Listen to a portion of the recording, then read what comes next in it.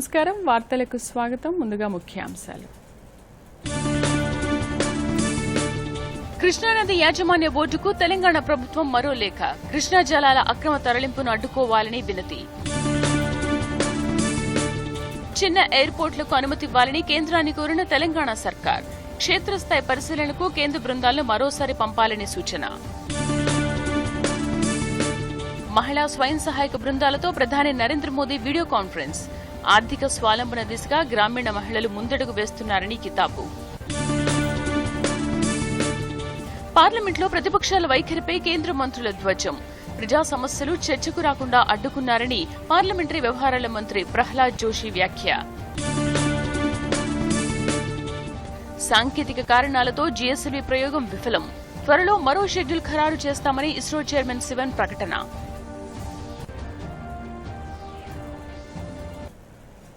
Covid మహమ్మారిని అరికట్టేందుకు ప్రతి ఒక్కరూ తప్పనిసరిగా మాస్క్ ధరించాలి భౌతిక దూరం పాటించాలి తరచూ చేతులు కడుక్కోవాలి వ్యక్తిగత శుభ్రతను పాటించాలి అర్హత ఉన్న వాళ్ళందరూ తప్పనిసరిగా వ్యాక్సిన్ వేయించుకోవాలి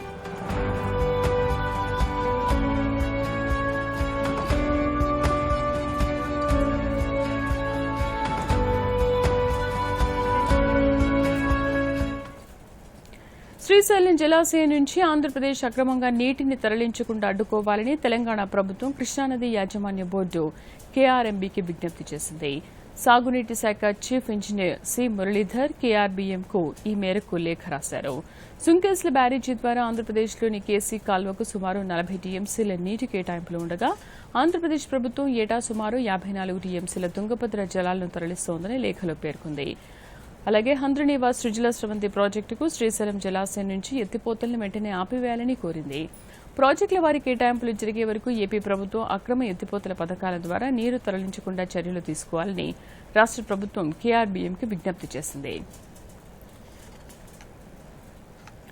రాష్ట్రంలో వాణిజ్యపరంగా పెద్ద విమానాలు నడిపేందుకు అవకాశం లేని చోట్ల కనీసం 20 సీట్ల సామర్థ్యం ఉన్న చిన్న చిన్న విమానాలు నడుపుకునేందుకు అనుమతి ఇవ్వాలని తెలంగాణ ప్రభుత్వం కేంద్రానికి విజ్ఞప్తి చేసింది ఈ మేరకు విమానాశ్రయాల ప్రాధికార సంస్థకు లేఖ రాసింది రాష్ట్రంలో కొత్త విమానాశ్రయాల ఏర్పాటుకు టెక్నో ఎకనామిక్ ఫిజిబిలిటీపై అధ్యయనం చేపట్టిన కేంద్ర బృందాల నుండి రాష్ట్ర ప్రభుత్వం తుది రిపోర్ట్ అందుకుంది వరంగల్లోని మామునూరు ఆదిలాబాద్ నిజామాబాద్ జిల్లాలోని జక్రాన్పల్లిలో మాత్రమే పూర్తిస్థాయి విమానాశ్రయాల ఏర్పాటుకు అనుకూలంగా ఉన్నాయని నివేదికలో తెలిపింది రాష్ట్ర ప్రభుత్వం ప్రతిపాదించిన పాల్మంచ పెద్దపల్లి జిల్లా బసంతనగర్ మహబూబ్నగర్ జిల్లాలోని దేవరకద్రులో ఎయిర్పోర్టుల ఏర్పాటుకు అనుకూలంగా లేవని పేర్కొంది దీనిపై రాష్ట్ర ప్రభుత్వం స్పందిస్తూ కనీసం చిన్న విమానాలు నడుపుకునేందుకు విమానాశ్రయాల నిర్మాణానికి అనుమతి ఇవ్వాలని ఎయిర్పోర్ట్స్ అథారిటీని కోరింది మరోసారి కేంద్ర బృందాలు క్షేత్ర పర్యటనకు పంపించాలని విజ్ఞప్తి చేసింది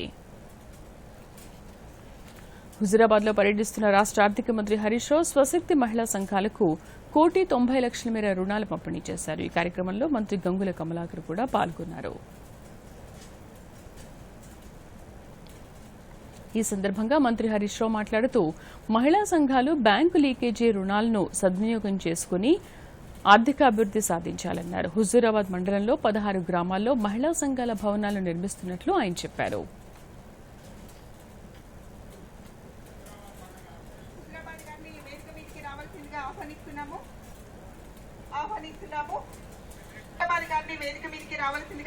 మొన్న మీరందరూ నా దగ్గరికి వచ్చి మాకు కూడా కావాలని అడిగిందని చెప్పి మా అక్క చెల్లెల మాట తీయొద్దని 3,10,00,000 రూపాయలతోని 16 గ్రామాల్లో మీకు భవనాలు శాంక్షన్ చేస్తా ఉన్నాం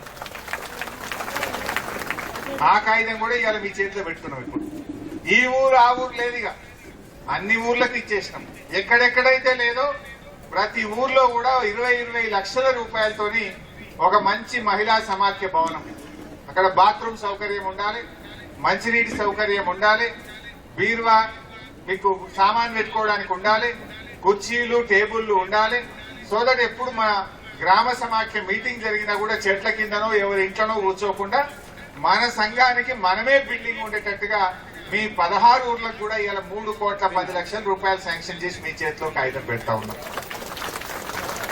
3 పనులు అయినాయి వడ్డీ లేని రుణం వచ్చింది మహిళా సంఘం భవనం వచ్చిందా మూడవదేమో బ్యాంకు లింకేజ్ వచ్చింది కళ్యాణ లక్ష రూపాయల 1 లక్ష రూపాయలు నీ బిడ్డ పెళ్లి. మంత్రి గంగుల కమలాకర్ మాట్లాడుతూ అభివృద్ది టీఆర్ఎస్ తోనే సాధ్యమని స్పష్టం చేశారు. దేశంలో ఎక్కడా లేని విధంగా రైతు బంధు తరహా కార్యక్రమాన్ని అమలు చేస్తూ రాష్ట్ర ప్రభుత్వం రైతుల సంక్షేమానికి పాటుపడుతుందన్నారు. ఇదే బీజేపీ ప్రభుత్వం ఉన్నది, ఇదే కాంగ్రెస్ ప్రభుత్వం ఉన్నది. ఈ దేశంలో ఏ రాష్ట్రంలో అయినా నీ బిడ్డ పెళ్లికి 1 లక్ష రూపాయలు ఉచితంగా ఇచ్చిన ఏ ముఖ్యమంత్రి ఉన్నాడా అంటున్నా. అక్కదారా ఆలోచించుకోరు. ఏకైక మహబూబ్ నగర్ జిల్లా కే సముద్రంలో జిల్లా కేంద్ర సహకార బ్యాంకు నూతన శాఖను మంత్రి సత్యవతి రాథోడ్ ప్రారంభించారు. ఈ సందర్భంగా 7,25,00,000 రూపాయల రుణాలను మంత్రి స్వయం సహాయక సంఘాలకు పంపిణీ చేశారు. ఈ కార్యక్రమంలో MLA Shankar Naik, DCCB chairman Marneni Ravindra Rao తదితరులు పాల్గొన్నారు. ఈ సందర్భంగా మాట్లాడుతూ కరోనా కష్టకాలంలో ప్రభుత్వానికి ఆదాయం తగ్గినా రైతులకు రైతు బంధు సహాయాన్ని ఇచ్చారని అన్నారు. 2005 కన్నా ముందు పోడు వ్యవసాయం చేసుకునే రైతులకు త్వరలో పట్టాలను అందిస్తామని చెప్పారు. మహబూబాబాద్ జిల్లాకు కొత్తగా 8 డీసీసీ బ్యాంకుల బ్రాంచ్లు మంజూరయ్యాయని మంత్రి తెలిపారు. వాణిజ్య బ్యాంకుల కన్నా డీసీసీ బ్యాంకుల్లో రుణాలపై వడ్డీ రేట్లు తక్కువగా ఉంటాయని, బ్యాంకు సేవలను అందరూ ఉపయోగించుకోవాలని సత్యవతి రాథోడ్ సూచించారు. తెలంగాణలో జరిగిన అభివృద్ధి, రైతుల సంక్షేమం ఒకెత్తుగా మనం చెప్పుకోవచ్చు. భారతదేశంలో ఎక్కడ లేదు. 75 ఏళ్ల స్వాతంత్ర్యం తర్వాత కూడా రైతుల సమస్యలు ఇంకా ఇట్లా ఉండటం కరెక్ట్ కాదు.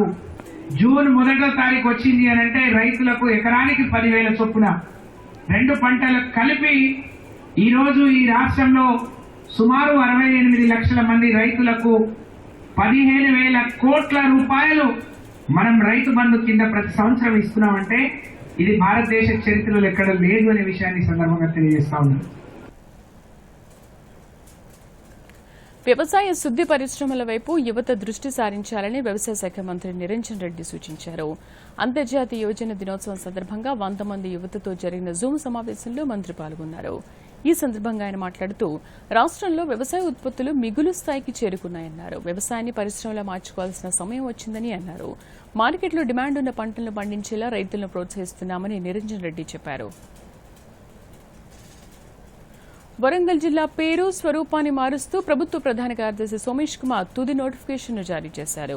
ఈ ఉత్తర్వుల ప్రకారం వరంగల్ అర్బన్ జిల్లాను ఇకపై హన్మకొండగా, వరంగల్ రూరల్ జిల్లాను వరంగల్ జిల్లాగా పిలుస్తారు.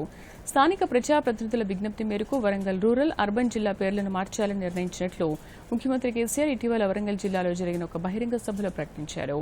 ముఖ్యమంత్రి ప్రకటన మేరకు రెవెన్యూ శాఖ ఉత్తర్వులు జారీ చేసింది. అలాగే వరంగల్ జిల్లాలో రెవెన్యూ డివిజన్లు, మండలాలను కూడా ప్రభుత్వం పునర్వ్యవస్థీకరించింది. వరంగల్ అర్బన్ జిల్లాలో ఇప్పటివరకు వరంగల్ రెవెన్యూ డివిజన్గా ఉండగా పునర్వ్యవస్థీకరణ అనంతరం హనుమకొండ రెవెన్యూ డివిజన్గా ఉంటుంది. ఆత్మ నిర్భర్ నారీ శక్తి సే సంవాద్లో భాగంగా ప్రధానమంత్రి నరేంద్ర మోదీ దేశవ్యాప్తంగా ఉన్న మహిళా స్వయం సహాయక బృందం సభ్యులతో వర్చువల్ విధానంలో సంభాషించారు. గ్రామీణ ప్రాంతాల్లో పొదుపు సంఘాల నిర్వహణ, వాటి ద్వారా మహిళల అభివృద్ది అనే అంశంపై ప్రధాని మాట్లాడారు.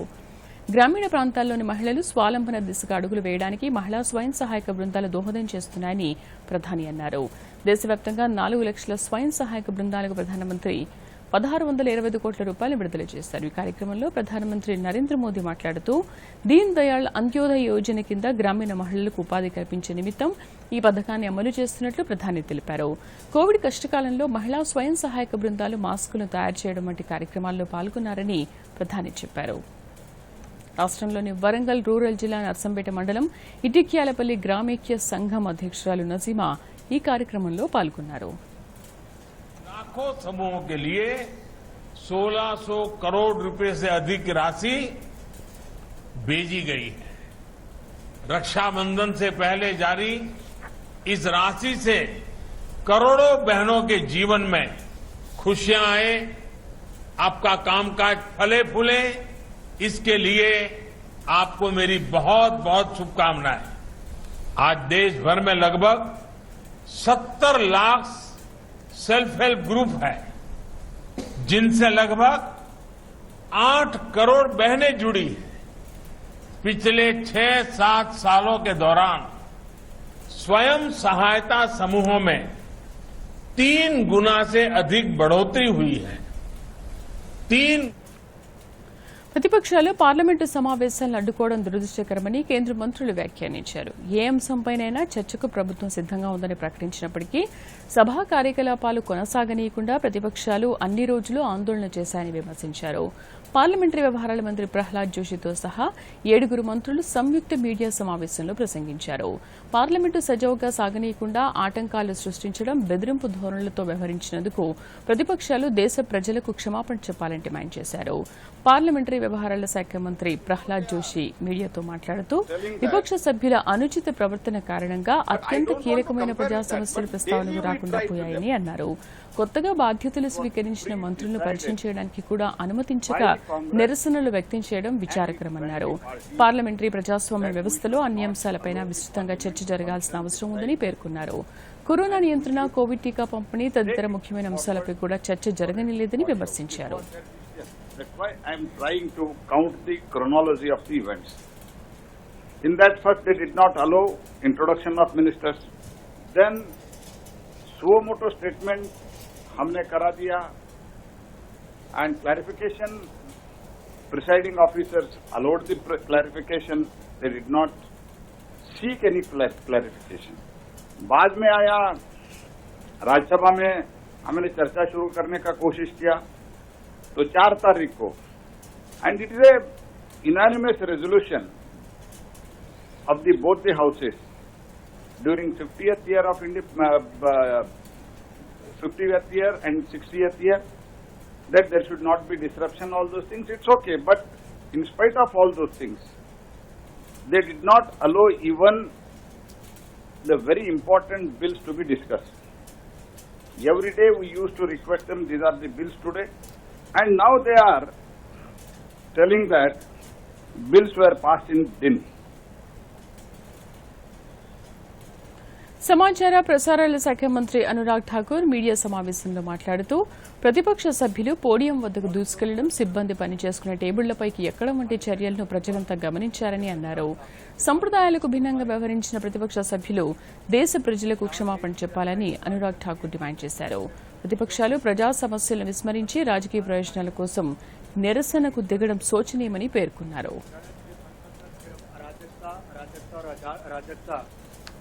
ये विपक्ष का एकमात्र एजेंडा रहा। न जनता का हित, न टैक्स पेयर के पैसे की फिक्र और न ही संवैधानिक मूल्यों की गरिमा की फिक्र थी। और जो घटा वो बहुत शर्मसार था, निंदनीय था। और ये घड़ियालू आंसू बहाने की बजाय इनको तो देश से माफी मांगनी चाहिए। इसको विस्तार में चर्चा करने के लिए संसदीय कार्य मंत्री आदरणीय प्रहलाद जोशी जी आपके पहले बात रखेंगे, माननीय पीयूष जी अपनी बात रखेंगे, हमारे नेता सदन राज्यसभा। लेकिन जिस तरह का काम करने का तरीका या काम में रुकावट बनने का काम विपक्ष ने किया है, उससे उनको देश से माफी मांगनी ही चाहिए।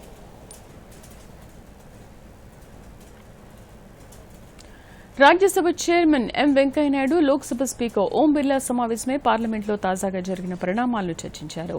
ఉభయ సభలో కార్యకలాపాలకు తీవ్రంగా అంతరాయం కల్పించిన ప్రతిపక్షాల వైఖరిపై వారు ఆందోళన వ్యక్తం చేశారు. ఇకపై సభ్యుల అనుచిత ప్రవర్తనను సహించరాదని వ్యాఖ్యానించారు. ఇదిలా ఉండగా సాగు చట్టాలను రద్దు చేయాలని డిమాండ్ చేస్తూ విజయ్ చౌక్ నుంచి పార్లమెంటు వరకు ప్రతిపక్ష పార్టీల నేతలు ప్రదర్శన నిర్వహించారు. ఆ తర్వాత ఉపరాష్టపతితో సమావేశమయ్యారు. ఈ సమావేశంలో రాజ్యసభలో ప్రతిపక్ష నేత మల్లికార్జున ఖర్గే కూడా పాల్గొన్నారు. ఈ సందర్భంగా ఖర్గే మాట్లాడుతూ జనరల్ ఇన్సూరెన్స్ బిల్లు సహా పలు బిల్లులను కేంద్రం సమగ్ర చర్చ లేకుండా ఆమోదింపు చేసుకుందని విమర్శించారు. తాము వాయిదా తీర్మానాలిచ్చిన అంశాలు చర్చకు రాలేదని ఆయన పేర్కొన్నారు. పార్లమెంట్లో ఓబీసీ రిజర్వేషన్ల బిల్లు ఆమోదం పొందడంపై సర్వత్రా హర్షం వ్యక్తమవుతోంది. హైదరాబాద్ కు చెందిన పలువురు దూరదర్శన్తో మాట్లాడుతూ ఓబీసీ చట్ట సవరణ వల్ల బీసీ కులాలకు ఎంతో ప్రయోజనం కలుగుతుందని తెలిపారు. ప్రధాని మోదీ నేతృత్వంలో కేంద్రం తీసుకొచ్చిన చట్ట సవరణ బిల్లు పార్లమెంట్ ఆమోదం పొందడం శుభ పరిణామని పేర్కొన్నారు. కంప్లీట్ ఇంప్లిమెంట్ చేస్తామని ఏదైతే అమెండ్మెంట్ తీసుకొచ్చారో అది చెన్నై కోర్టు ద్వారా అందించిన అవకాశాన్ని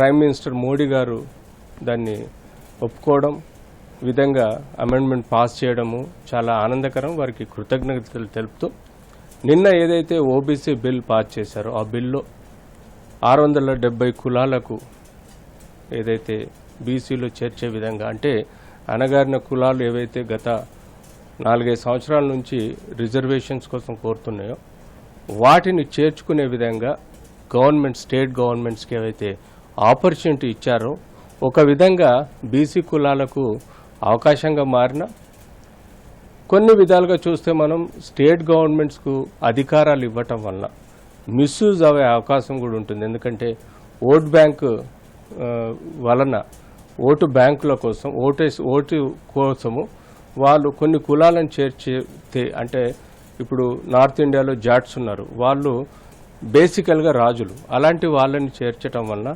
బీసీలకు అన్యాయం జరుగుతుంది. అలా ఇక్కడే కొన్ని కులాలు మున్నూరు కాపు అంటే తెలంగాణలో కాకుండా ఆంధ్రలో ఉన్నాయి. కొంత ఆర్థికంగా సామాజికంగా బాగున్న వాళ్ళను బీసీలో చేర్చే విధంగా ప్రయత్నం చేస్తే బేసిక్ బీసీలో కూడా నష్టమయ్యే అవకాశం ఉంటుంది. కాబట్టి ఆ విధంగా మనం చెప్పుకోవడం జరుగుతుంది. నిన్న మనకు పార్లమెంట్లో జరిగిన ఓబీసీ బిల్లు మన ప్రధాని గారు పాస్ చేయడం జరిగింది. దానివల్ల మనకు బీసీ ఓబీసీ వాళ్ళకు 75 సంవత్సరాల నుంచి ఏ ప్రభుత్వం కూడా చేయని పని ఈ ప్రభుత్వం త్రూ మనకు అయింది. 671 కులాల అందరికీ కూడా మనకు వర్తించడం జరిగింది. ఈ బిల్లు వల్ల రాజకీయంగా, ఉద్యోగంగా, ఉపాధి అందరూ కల్పించడం జరిగింది. ఇట్లాంటిది ఎప్పుడు ఎన్ని స్వతంత్రం వచ్చినాక ఎప్పుడు కూడా కాలేదు.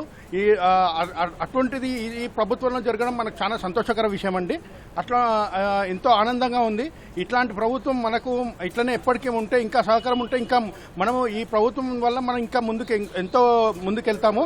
ఇట్లాంటి ప్రవేశాలు ఇంకా ఎట్లాంటివన్నీ ముందుకు మనకి ఇంకా జరుగుతాయని ఆశిస్తున్నాము. భారత అంతరిక్ష పరిశోధనా సంస్థ ఇస్రో ప్రయోగించిన జిఎస్ఎల్వి F-10 రాకెట్ ప్రయోగం విఫలమైంది. 3వ దశలో క్రయోజెనిక్ ఇంజిన్ పని ప్రారంభమయ్యే సమయంలో రాకెట్లో సాంకేతిక లోపం తలెత్తడంతో మిషన్ విఫలమైందని ఇస్రో చైర్మన్ కె శివన్ వెల్లడించారు. రాకెట్ 3వ దశలో సాంకేతిక లోపంతో ప్రయోగం విఫలమైందని తెలిపారు. జిఎస్ఎల్వి ప్రయాణించాల్సిన మార్గంలో కాకుండా మరో మార్గంలో వెళ్లిందన్నారు. నెల్లూరు జిల్లా శ్రీహరికోటలో సతీష్ ధావన్ అంతరిక్ష కేంద్రం నుంచి ఈ ఉదయం 5:43 జిఎస్ఎల్వి F-10 రాకెట్ను శాస్త్రవేత్తలు ప్రయోగించారు. 2 దశలను విజయవంతంగా పూర్తి చేసిన రాకెట్ 3వ దశలో విఫలమైనట్లు కంట్రోల్ సెంటర్ శాస్త్రవేత్తలు తెలిపారు. క్రయోజెనిక్ దశలో సమస్యతో ప్రయోగం విజయవంతం కాలేదని మిషన్ కంట్రోల్ సెంటర్లోని రేంజ్ ఆపరేషన్ డైరెక్టర్ ప్రకటించారు. వాస్తవానికి రాకెట్ ప్రయోగం గత ఏడాదిలోనే నిర్వహించాల్సి ఉండగా కరోనా మహమ్మారి, సాంకేతిక సమస్యలతో పలుసార్లు వాయిదా పడుతూ వచ్చింది. జిఎస్ఎల్వి F-10 రాకెట్ ద్వారా GISAT-1 ఉపగ్రహాన్ని భూమికి 36,000 కిలోమీటర్ల ఎత్తులో భూస్థిర కక్షలో ప్రవేశపెట్టాల్సి ఉంది. దేశ భద్రతా అవసరాలు, రక్షణ వ్యవస్థ, ప్రకృతి వైపరీత్యాలను ముందే పసిగట్టడం, వాటికి సంబంధించిన ముందస్తు సమాచారాన్ని తెలుసుకునేందుకు ఇస్రో ఈ మిషన్ను చేపట్టింది. స్వాతంత్ర దినోత్సవం సందర్భంగా కేంద్ర హోంశాఖ 2021 సంవత్సరానికి 152 మంది పోలీసు సిబ్బందికి హోమ్ మినిస్టర్స్ మెడల్స్ ప్రకటించింది. నేరాల విచారణలో చక్కటి పనితీరు కనబరిచినందుకు ఈ పథకాలు ఇస్తున్నట్లు ఒక ప్రకటనలో తెలిపింది. పథకాలు పొందిన వారిలో 121 మంది రాష్ట్రాలు, కేంద్రపాలిత ప్రాంతాలకు చెందిన వారు కాగా మిగిలిన వారు సిబిఐ, ఎన్ఐఏ తదితర సంస్థల్లో పనిచేస్తున్న వారని హోంశాఖ తెలియజేసింది. కాగా తెలంగాణ నుండి 5గురికి పథకాలు లభించాయి. ఏసీపీగా విధులు నిర్వహిస్తున్న Nayani Bhujanga Rao, N Shyam Prasad, G Shyam Sundar, DSP Aligati Madhusudan, sub inspector Nenavath Nagesh home minister పథకాలు అందుకోనున్నారు. చిన్నపాటి జబ్బులకు సైతం లక్షల్లో ఖర్చు చేయాల్సిన తరుణంలో కార్పొరేట్ ఆసుపత్రికి వెళ్లి వైద్యం చేయించుకోలేని పేద, మధ్యతరగతి వర్గాలకు మల్కాజ్గిరి శ్రీ సాయి చారిటబుల్ ట్రస్ట్ అండగా నిలుస్తోంది. తక్కువ ఖర్చుతో కరోనా కాలంలోనూ వైద్య సేవలను అందిస్తూ ఆదర్శంగా నిలుస్తోందని ట్రస్ట్ సభ్యులు దూరదర్శన్కు తెలియజేశారు. మల్కాజ్గిరిలోని సాయిబాబా ఆలయం పక్కనే సాయి పాలిక్లినిక్ ను ఏర్పాటు చేసిన ట్రస్ట్ సభ్యులు తక్కువ ధరలకే అత్యాధునిక వైద్య సేవలతో పాటు జనరిక్ మందులను కూడా అందజేస్తున్నారు. సాయి పాలిక్లినిక్ లో ultrasound scanning, digital x-ray, gynaec, orthopaedic, పిల్లల వైద్యులు, డెంటల్ యూనిట్, కౌన్సిలింగ్, ఫిజియోథెరపీ వంటి సేవలు అందుబాటులో ఉన్నాయి. ఎండోస్కోపీ వంటి పరీక్షలను నామమాత్రం రుసుపుతో అందిస్తున్నామని ట్రస్ట్ సభ్యులు చెబుతున్నారు. కమిటీ మెంబర్లందరం కలిసి ఐకమత్యంతోని వైద్యశాల కూడా నడిపిస్తున్నాము. బయట 100 రూపాయలు తీసుకుంటే మా దగ్గర 30 రూపాయలకే వాళ్ళకు పరీక్షలు జరుగుతాయి. అందు గురించి మేము సేవాపదంలో మొత్తం చేస్తున్నాం. మళ్ళీ పిల్లలకు కూడా సంవత్సరానికి 1 లక్ష రూపాయలు బుక్స్ ఇప్పిస్తాం పేద పిల్లలకి. అలాగే అన్నదానం ప్రతి గురువారము అన్నదానం చేస్తాము 3-4 క్వింటాల వరకు. ప్రత్యేక నిపుణులైన డాక్టర్స్ వారంలో ఒక్కరోజు ఇక్కడ రోగులకు ఉచిత వైద్య సేవలు అందిస్తున్నారు. ఇక్కడ అందిస్తున్న సేవల పట్ల రోగులు సంతృప్తిని వ్యక్తం చేస్తున్నారు. సూపర్ స్పెషాలిటీ ఆసుపత్రుల స్థాయిలో నిరుపేదలకు అతి తక్కువ రుసుముతో మెరుగైన వైద్య సేవలు అందిస్తున్నారని, అవసరమైన మందులు కూడా తక్కువ ధరలకే ఇస్తున్నారని చెబుతున్నారు. సాయిబాబా ట్రస్ట్ కి చెకప్ కని వచ్చాను. ఇక్కడ ఇప్పుడు ఇది ఫస్ట్ టైం కాదు, నేను చాలా సార్లు వచ్చాను. ఇక్కడ ఫీజు కూడా నామినల్ గా ఉంటుంది. అంతేకాకుండా డాక్టర్స్ ట్రీట్మెంట్ అయితే రిలయబుల్ గా ఉంటుంది. అందుకని చెప్పి మేము ఇక్కడికి వస్తూ ఉంటాము. లో ఇన్కమ్ వాళ్ళు, పూర్ పీపుల్ ఇక్కడ చాలా మంది వస్తారు. So to help them in one way I'm trying to help them by providing better services, best services. నా బెస్ట్ ఆఫ్ మై నాలెడ్జ్కి నేను ప్రొవైడ్ చేస్తున్నాను. With almost minimum amount. నేను ఫ్రీగా అని చెప్పట్లేదు, ఐఎమ్ టేకింగ్ లీస్ట్ అమౌంట్ తీసుకుంటున్నాను. అండ్ ఇక్కడ టెస్ట్లు కానీ స్కాన్స్ కానీ అన్ని మినిమం అమౌంట్లో జరుగుతాయి. Bureau report, Doordarshan news. ఉత్పాదకతను పెంచుతూ దేశ అర్థ వ్యవస్థను ముందంజలో ఉంచేందుకు విద్యా నైపుణ్యాల మధ్య సమన్వయం సాధించడానికి ప్రభుత్వం చర్యలు తీసుకుంటోందని కేంద్ర విద్యాశాఖ మంత్రి ధర్మేంద్ర ప్రధాన్ చెప్పారు. దేశంలోని యువతను 21వ శతాబ్దపు నైపుణ్యాలతో తీర్చిదిద్ది భవిష్య అవసరాలకు వారిని సమాయత్తం చేయడమే ప్రభుత్వ లక్ష్యమన్నారు. ఈ క్రమంలో నూతన జాతీయ విద్యా విధానం ఎన్ఈపీ అమలుకు క్షేత్రస్థాయిలో చర్యలు తీసుకుంటున్నట్లు కేంద్ర మంత్రి తెలిపారు.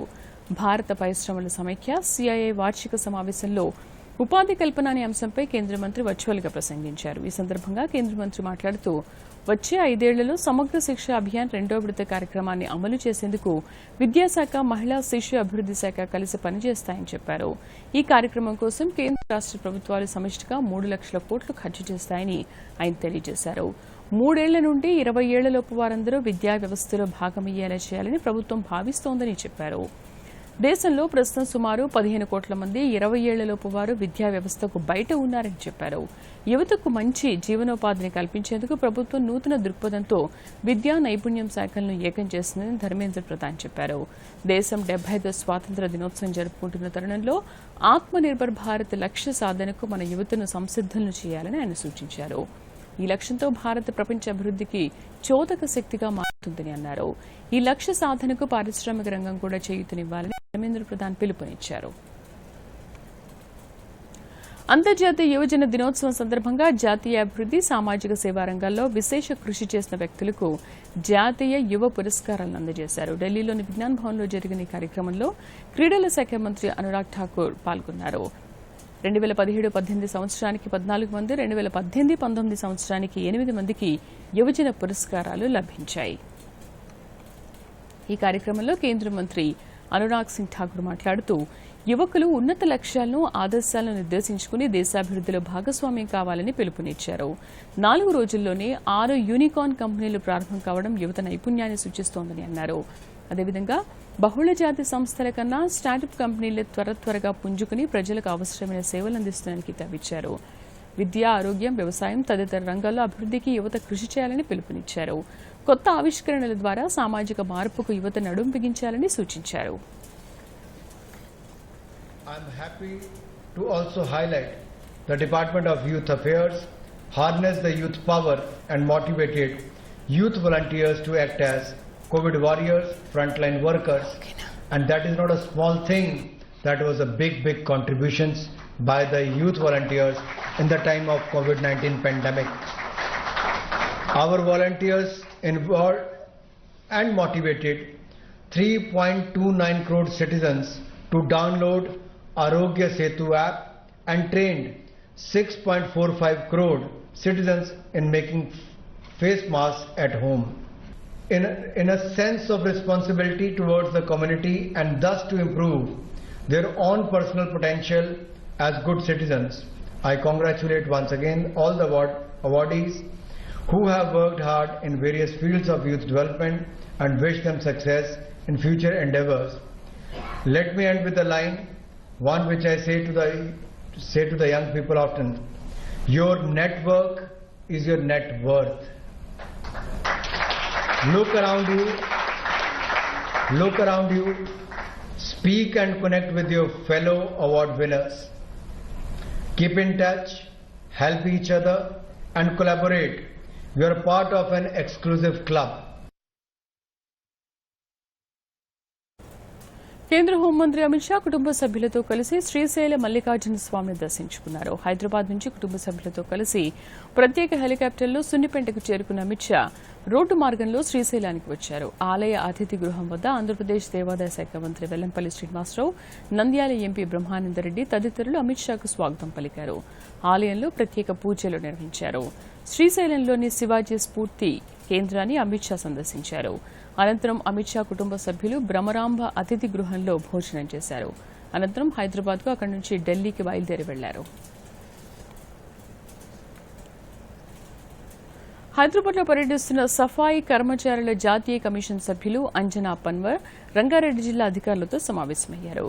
జిల్లాలో సఫాయి కర్మచారుల సంక్షేమం కోసం తీసుకుంటున్న చర్యలను ఆమె అధికారులను అడిగి తెలుసుకున్నారు. ఈ సమావేశంలో జిల్లా collector B Amoy Kumar, GHMC అధికారులు, మున్సిపల్ కమిషనర్లు పాల్గొన్నారు. ఈ సందర్భంగా మాట్లాడుతూ డ్రైనేజీ పూడికతీత పనులు చేస్తున్న క్రమంలో జీహెచ్ఎంసీ కాంట్రాక్టు కార్మికులు 2 ప్రమాదవశాత్తు మృతి చెందడం దురదృష్టకరమన్నారు. ఈ తరహా ఘటనలు పునరావృతం కాకుండా చర్యలు తీసుకోవాలని అధికారులను ఆదేశించారు. డ్రైనేజీ పనులను మాన్యువల్గా కాకుండా యంత్రాలతో నిర్వహించాలని ఆమె సూచించారు. రంగారెడ్డి జిల్లా కలెక్టర్ అమయ్ కుమార్ మాట్లాడుతూ చనిపోయిన కార్మికుల కుటుంబాలకు 4 లక్షల రూపాయల చొప్పున ఆర్థిక సహాయం అందించినట్లు చెప్పారు. ఓబీసీల జాబితా రూపకల్పనలో రాష్ట్రాలకు అధికారాలను పునరుద్దరించడానికి వీలు కల్పించే 127వ రాజ్యాంగ సవరణ బిల్లుకు పార్లమెంట్ ఆమోదం తెలిపింది. ఈ నేపథ్యంలో మహబూబ్ నగర్ జిల్లాలో ఓబీసీ వర్గానికి చెందిన పలువురు హర్షం వ్యక్తం చేస్తున్నారు. నిన్న పార్లమెంట్ లో జరిగిన కులాల రిజర్వేషన్ విషయంలో మరి 671 మంది అధికారం ఆయా రాష్ట్రాలకే ఇస్తూ చట్ట సవరణ చేయడం చారిత్రాత్మక ముందడుగని అన్నారు. ఈ నిర్ణయం ద్వారా దేశంలో 671 కులాలు రిజర్వేషన్ల ప్రయోజనాన్ని పొందుతాయని పేర్కొన్నారు. ఈ రిజర్వేషన్లను ఉపయోగించుకుని ఓబీసీలు అభివృద్ధిలోకి వచ్చే అవకాశం ఉందన్నారు. సంతోషకరమైన విషయం. అదేవిధంగా ప్రభుత్వానికి కూడా ధన్యవాదాలు తెలుపుతున్నాం. మరి ఈ రిజర్వేషన్ను బీసీలందరూ కూడా సద్వినియోగం చేసుకొని ఉన్నత స్థాయికి రావాలని చెప్పి దీని ముఖ్య ఉద్దేశం. నిన్న రాజ్యసభ మరియు లోక్సభలో 10% రిజర్వేషన్ ఓబీసీ రిజర్వేషన్ బిల్ ఏదైతే పాస్ అయిందో అది ప్రతి రాష్ట్రానికి మరియు యూనియన్ టెరిటరీకి చాలా బలాన్ని చేకూరుస్తుంది. ఎందుకంటే ఈ బిల్లు వల్ల రాజ్యాంగంలో మనకు 366 అమెండ్మెంట్లో ఈ బిల్లును పొందపరుస్తున్నారు. ఓబీసీ బిల్లు ఏదైతే ఆమోదం పొందిందో 385 పైచిలుకు ఓట్లతోన ఏకగ్రీవంగా ఆ పార్లమెంట్లో ఆమోదం పొందింది. దీని ద్వారా రాష్ట్రాలకు కేంద్రం పూర్తి హక్కుల్ని ఇస్తుంది. ఏ ఓబీసీలో ఇప్పుడు దేశం మొత్తం మీద 670 కులాలకు ఈ బిల్లు ద్వారా ప్రయోజనం చేకూరుతుంది. రాష్ట్రంలోనే తొలి అంతర్జాతీయ డ్రైవింగ్ శిక్షణా కేంద్రం రాజన్న సిరిసిల్ల జిల్లాలో ప్రారంభమైంది. అంతర్జాతీయ ప్రమాణాలతో ఆధునిక మెళకువలతో డ్రైవింగ్లో శిక్షణ తరగతులు కొనసాగుతున్నాయి. కేంద్ర ప్రభుత్వం దీన్ దయాళ్ కౌశల్ వికాస్ యోజన పథకం కింద 16.48 కోట్ల నిధులను కేటాయించగా రాష్ట్ర ప్రభుత్వం 5 కోట్ల రూపాయలతో 20 ఎకరాల స్థలంలో ఈ శిక్షణా కేంద్రాన్ని నిర్మించారు. యువతకు ఉపాధి కల్పిస్తున్న ఈ కేంద్రంపై దూరదర్శన్ కథనం.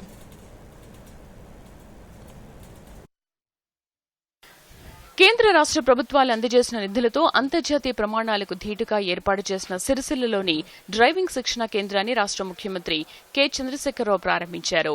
ఈ శిక్షణా కేంద్రం పబ్లిక్ ప్రైవేట్ భాగస్వామ్య విధానంలో కొనసాగుతుందని జిల్లా రవాణా శాఖ అధికారి కొండలరావు తెలిపారు. అశోక్ లేలాండ్తో తదితర సంస్థలకు నిర్వహణ బాధ్యతలు అప్పగించినట్లు తెలిపారు. రోడ్డు ప్రమాదాల్లో అధిక శాతం డ్రైవర్ల నిర్లక్ష్యం వల్ల జరుగుతున్న నేపథ్యంలో ఆధునిక శిక్షణ ఇచ్చే విధంగా ఈ కేంద్రాన్ని ఏర్పాటు చేయడం జరిగిందని అధికారులు తెలిపారు. శిక్షణ పూర్తి చేసుకున్న వారికి డ్రైవింగ్ లైసెన్స్తో పాటు ధృవీకరణ పత్రాన్ని అందజేస్తున్నారు. 150 మంది విద్యార్థులకు హాస్టల్ వసతి సౌకర్యం కూడా ఉందన్నారు. ఇక్కడ శిక్షణ పూర్తి చేసుకున్న వారికి మెరుగైన ఉపాధి అవకాశాలు లభిస్తాయని కొండలరావు తెలిపారు.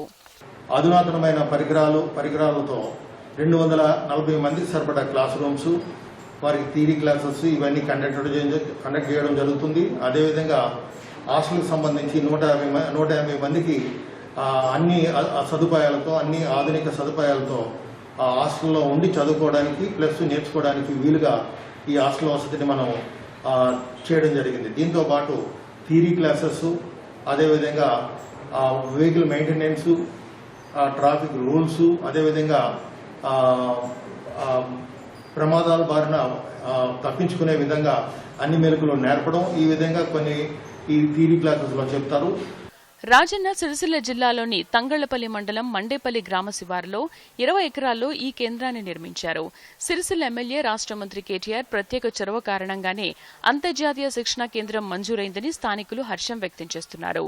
శిక్షణ పొందిన డ్రైవర్లకు విదేశాల్లో మంచి ఉపాధి అవకాశాలు ఉండడంతో నిరుద్యోగులకు ఈ శిక్షణా కేంద్రం ఎంతో ఉపయోగకరంగా మారుతుందని శిక్షణ పొందుతున్న విద్యార్థులు రజనీకాంత్ భారత్ తెలిపారు.